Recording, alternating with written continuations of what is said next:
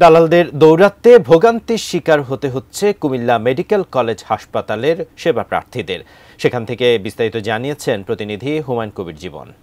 Comilla medical college হাসপাতালে দালাল চক্র কিন্তু মুক্ত হচ্ছে না। এখান থেকে যারা সেবা নিতে আসেন তারা কিন্তু প্রতিদিনে কিন্তু বিভিন্ন ভোগান্তির শিকার হচ্ছেন। বিশেষ করে এখানকার যে দালাল চক্র তারা কিন্তু অনেক সক্রিয় রয়েছেন এবং তারা এই জায়গায় যারা সেবা নিতে আসেন তাদেরকে বিভিন্ন ধরনের কৌশলে এবং বলা যেতে পারে এক ধরনের জিম্নি করেও তারা বিভিন্ন বেসরকারি হাসপাতাল নিয়ে যায় এবং কুমিল্লা মেডিকেল কলেজ হাসপাতালে দীর্ঘদিন ধরে কিন্তু এই দালাল চক্র সক্রিয় রয়েছে। প্রতিদিনে 20 থেকে 30 জন দালাল চক্র তারা রয়েছে, যার ফলে কিন্তু এখানকার যারা সেবা নিতে আসেন তারা কিন্তু এই দালালদের খপ্পরে পড়ে কিন্তু বিভিন্ন রকমের প্রতারণার শিকার হচ্ছেন। এবং আমরা যেটি জানতে পেরেছি যে এই হাসপাতাল আসলে পরীক্ষা নিরীক্ষা থেকে শুরু করে এবং রোগীদেরকে বিভিন্ন অন্য হাসপাতালে নেয়ার বিশেষজ্ঞ এখানকার হাসপাতালে যারা নার্স রয়েছেন এবং অন্য অন্য কর্মকর্তা রয়েছেন তারাও কিন্তু এই দালাল চক্রের সাথে কিন্তু হাত রয়েছে। হাসপাতাল কর্তৃপক্ষ রয়েছে, তাদের সাথে কিন্তু কথা বলেছিলাম। তারা কিন্তু বলছেন যে দালাল চক্র মুক্ত করাটা তাদের জন্য কিছুটা কঠিন এবং তারপরে তারা